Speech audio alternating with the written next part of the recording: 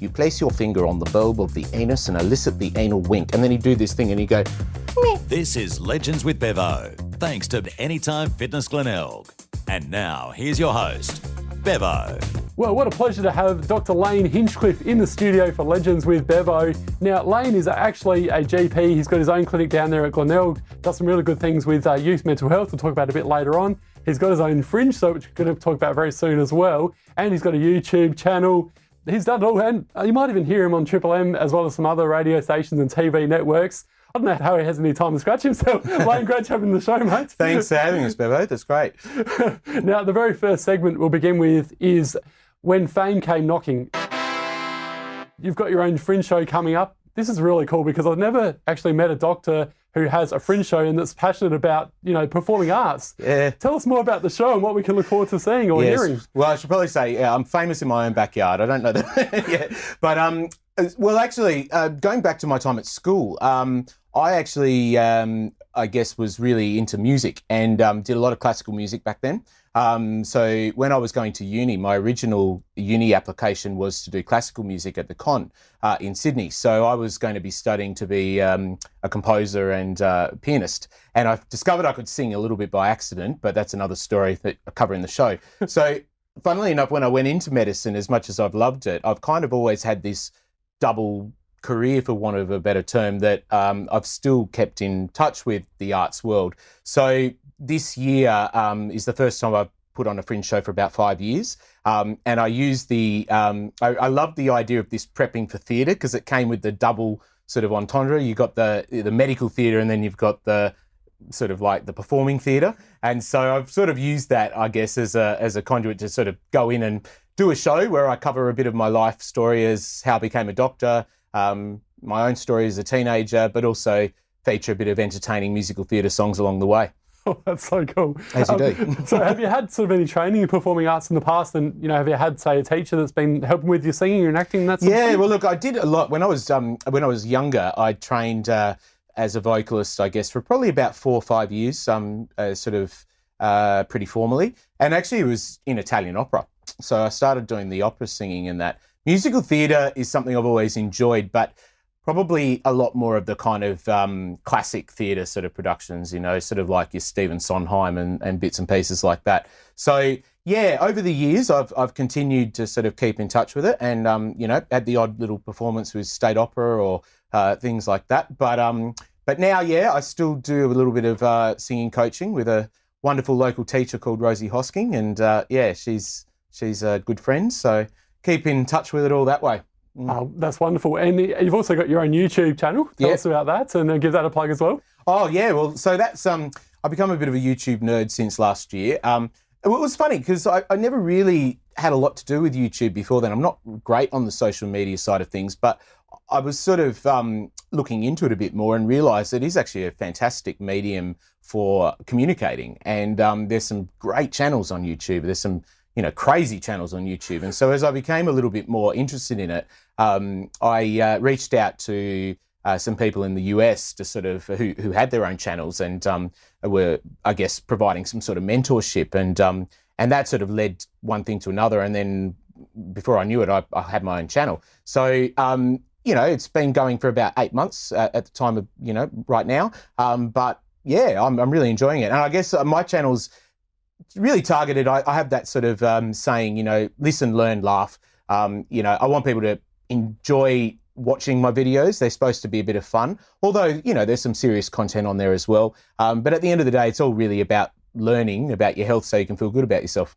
And for people out there, how can they follow you or subscribe to you? Yeah, so my channel's just called Dr Lane. Yeah, that's Dr Lane on YouTube. That's it, yeah. Yeah, it's a good one. I love it. So yeah, keep up the good work there. Thank you. Now, you've been a doctor for a long time, but where did that sort of passion begin? And, was it from someone in the family that was a doctor? And who's been your biggest influence on your career so far? Yeah, it's a great question. Look, I think going through school, as I say, I was always very heavily involved in music. So I did the music all through my schooling. I was always interested in the medical science as well. Like I loved the sort of science subjects. So things like, your chemistry and biology and that. And I think as my music sort of career developed, I was looking at something a little bit different. What I loved about medicine was that there was that sort of mix of the science and the sort of the theory, but also that human interaction and that human story element, which I think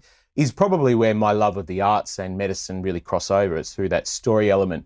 My uncle and aunt are both doctors, and I did, look up to them a lot as I was going through school. And they were always so supportive and, helped me to do some work experience at the hospitals and kind of get to see the inner workings of medicine that way.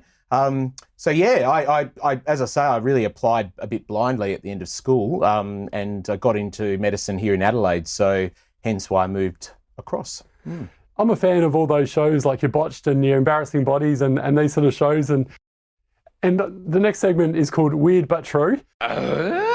You must have some interesting stories as well, being a doctor for a number of years. That could be its own Fringe show, I think. Yeah, I'd have to take out a disclaimer, I think. Yeah. I reckon, if you funny stories. I think one of the, I can't believe I'm telling you this. I think one of the funniest stories was actually when I was a student and I was doing colorectal. So it was my first rotation and it was completely shit, no pun intended. But there's a weird reflex called the anal wink. This was honestly... What the heck? This is still to my day. I know. I'm supposed to be a mature doctor. I'll be Googling that no, and I'm not going to be demonstrating it right here. But we had this lecturer who, he was this beautiful guy, but he had this really sort of like Pommy accent, and he would explain and he'd say, you place your finger on the bulb of the anus and elicit the anal wink. And then he'd do this thing and he'd go, meh. And to this day, that is still a story that we all just crack up about. So that is actually a reflex. You can Google. Somebody touches your anus very delicately, you'll clench. There you go. I don't know where we can go from there. Yeah. You asked for it. I'm sorry. You told me. No, that's terrific. Well, we'll put on the serious hat for a moment now. Okay. This next segment is called "It's Okay Not to Be Okay." So, you do wonderful things with youth mental health. And I think this is absolutely fantastic as well, because you're donating all the money that you're making from this year's Adelaide Fringe to youth mental health. What's your passion behind that, and why are you so interested in helping out the kids with youth mental health, and what I guess have you experienced that made you sort of become involved in that? Yeah, I go into this a lot in the Fringe show, funnily enough. I think story is such a crucial part of being a doctor and also on stage. As a doctor, you have that privilege of having people coming in and opening up and telling that really raw, unscripted story about themselves. But I think that every day we forget that we all have a story. And for what I really recognise is that a lot of people see me as a doctor that has an interest in adolescent health, but probably don't realise that behind that there's a story as well. So I went through a pretty big struggle as a teenager. School was a really tough time. I talk a little bit about it in my show. Suffered some pretty bad abuse there for a little while as well, which was pretty hard. And look, I don't tell this as in a sob story for myself. I've come through the other side. I'm very happy with where I'm at and feel very grateful for everything I have. But I've also recognised that, sometimes having those stories enables us to do one of a few things. And one of those things is to make a stand and say, I want to make a difference, because if this happened to me, it's happening to other people. I think teenagers are a forgotten area in health. We do have people who are interested in adolescent health, but it's few and far between. And I think that by and large, it's the age group that often gets overlooked. And particularly at the moment, with our awareness of youth mental health getting a lot stronger and the need for more programs, I really want to, I guess, try to blitz the stereotype or the stigma by saying, well, look, we all have a story, and we've all been in times where we've struggled, myself included. So where I bring my passion to youth mental health, I guess, is as a doctor now, but as somebody who sat on the other side of the consulting room at some point and or could have sat on the other side of the consulting room when I was a teenager and would have actually really benefited from somebody listening then as well. That's so good. And I can totally vouch for you there in terms of the bullying side of things. And not that it's about me, it's about you as well today. But, I had my own really bad experiences with bullying in high school, and a lot of people do. And I just sort of think about the kids these days with social media, and thankfully God bless, we didn't have that back in our day. Totally. But it was still, a horrible situation, and school's so brutal. And like you correctly said, you sort of, if you can sort of get through it, it's only a tiny part of your life, but it still sort of can leave lifelong effects. And Absolutely. And I think it's really important to talk about mental health and that sort of thing. And in your own experiences though with mental health and when you were going through those tough times, how did you sort of overcome these? Did you have sort of supportive family, or have someone that you sort of talked to? Or Yeah, well, and I did. I mean, I've always had a beautiful family who are very, very supportive and great friends. But I think that looking back, the irony is that I didn't talk to anyone, actually. And part of that was because I didn't have the confidence to, and part of it was probably because I was very ashamed of what I was feeling and going through at the time. So I really admire and respect our young people today, particularly the ones who come forth and talk. They're doing something that I never could do. And admittedly, that was partly the time and it was partly the resources as well. But I think that when I was ready to talk and when I was ready to open up about that, and it was some years later, I discovered that the support was just overwhelming, to the point that if I could go back and talk to myself, and I say in the show at one point, somebody once asked me, you see teenagers all the time, if you had the 15-year-old version of yourself sitting opposite you right now, what would you say? And I remember just bursting into tears, because it was the hardest question, because I realised of all the kids I see, that would be the one I would be the hardest on. And I realised, I'd actually be saying to him, talk, it's okay, be yourself, open up. It's great advice. And obviously there's a lot of people out there doing it really tough, and businesses going under left, right and centre, and we think about so many people and what they're going through. What sort of advice from a doctor's perspective do you sort of have for those people? Yeah, look, this is such a horrible time. I think keep perspective. That's easy to say, I know, but I think the perspective is that in years to come, we're going to look back on this period probably like we look back on other periods of history, great wars and all those sort of things. This will be a period in our history where it will be universally recognised it was a difficult time. So keep that in perspective. And I do think that over the next few years, there is hope things will get better. Look, I think it's really important at the moment, we're all at risk of it. There's so much information out there, and not all of it is credible and not all of it is helpful. So I think trying to keep a bit of an open mind and try to keep the emotion somewhat separated from the logical reasoning side of things. Look at sources which are a little bit more reputable. Try to sort of consider the information that's coming through and just take it day by day. Look after yourself. I think that this has been a time when, in one sense, it's been very sobering. It's made us all realise, I think, how fragile, and how much we take for granted in society. It all can just change like that. But the other side is, I think it maybe is helping us to remember what's important, and I guess by that I mean family, friends, relationships, and those are really important for your mental health. So I'd stay strong to that. Yeah, and obviously you've got Lifeline as well, which is really important. Very important. And a lot of other things beyond Blue. There's so many different organisations out there that are just all about helping people out. And look, the people that are helping, I mean, myself included, I mean, remember we are in it too, we do it tough as well. And I'm not saying, look at us, but just that I think that there's probably a lot more empathy and understanding, even from the people working in the sort of first lines or the front lines, then it can sort of just help to remember that we're in it as well. Yeah, well said. And while we're on the topic of medical situations, this next segment, what were you thinking? You're involved with doing the vaccinations with children between the ages of 5 to 11, and that's been a very hot topic because there's a lot of parents out there that are worried about getting their kids vaccinated, and which is understandable. Yeah. What's been the take there? It's been a bit of a mixed bag for you doing those vaccinations, or? It has, but I think where we're at, we've really probably dealing with the sort of segment of the community that have already made up their mind that they want to proceed with getting the vaccinations for their kids. So we are offering the vaccinations through our clinic, although only sort of one day a week at the moment, to try to facilitate that. I think, look, I can understand there is a lot of fear and worry in this area. Parents have it really tough at the moment, and they've sort of got that opinion, we're damned if we do and damned if we don't. What do we do? What do we listen to? So again, I think we've tried to just take the line of we'll provide as much unbiased evidence as we can to help people make an informed decision, and you take it from there. Yeah, it must be a tough situation being a doctor at the moment, having people with those different opinions, and also the media throwing different things at people as well.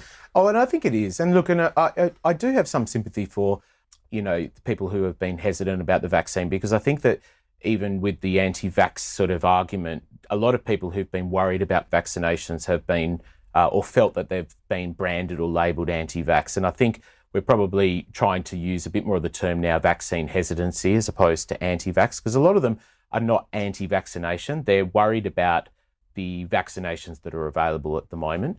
But again, I think that does come down to, unfortunately, the way that information's been presented, because obviously I've spent a lot of time looking at these vaccinations and the evidence behind them using the reputable sources. And I actually think we're very lucky to have what we have at the moment. And I think that a lot of the concerns about the vaccinations are probably misguided, and that if we can provide a little bit less emotionally driven facts, people might feel a little bit more comfortable in the decision.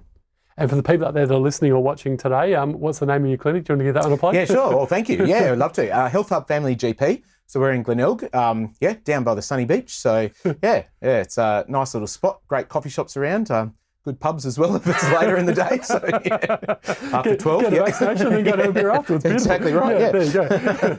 And we'll finish off with a fun segment as well. This one is called Now I'm in the Big Time. Yep. Now, Lane, we spoke about this a bit earlier about you being on Triple M. You're on all the other different radio networks and TV stations as well. How did this sort of first come about? And do you want to share a couple of funny stories during your time? Yeah.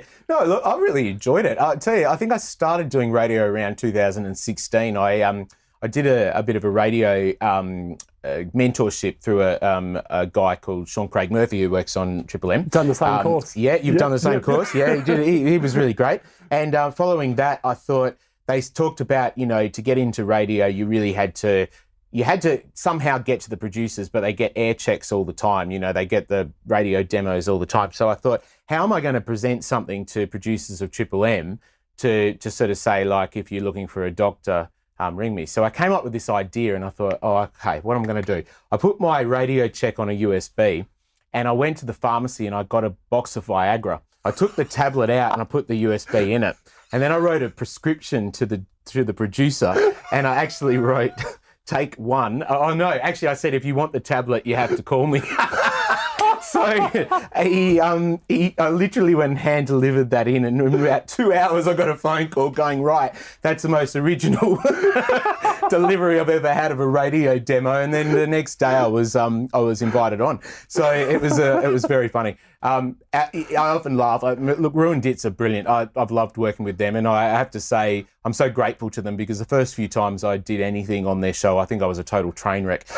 It was just terrible, and they kept inviting me back, and hopefully I've got a bit better over the years. But yeah, I have a lot of fun there, and from there I think I've just been invited on other shows, and I've quite enjoyed getting onto radio now. So yeah, that's wonderful, and obviously one of those things where they hear how good you are or see how good you are, and you end up on They obviously didn't hear the early ones. That's good. Yeah, we might see you like me on the Sunrise virtual pub quizzes. Oh yeah, there you go. So Yeah, you'd be great on that. So it'd be great. I should tell Sam to organise a doctors one. That would be pretty cool. Oh, that could be good. And you could represent SA and then have different doctors around Australia. We could do the anal wink. Sorry, that'd be a team name.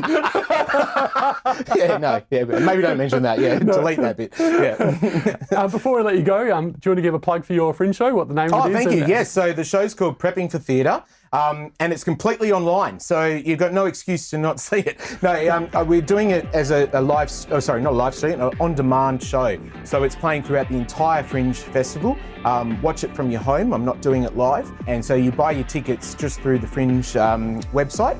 And Prepping for Theatre, raising awareness for youth mental health, and all profits are going towards youth mental health work. Absolutely love your work, Dr Lane Hinchcliffe. Thanks so much for joining us today on Legends with Bevo. I can't remember how much, I don't think I've ever laughed this much before with a doctor or one of my guests. Absolutely gold. Anal wink. So I won't be Googling that today anytime soon. Good party trick. It's a great, pub one. Yeah.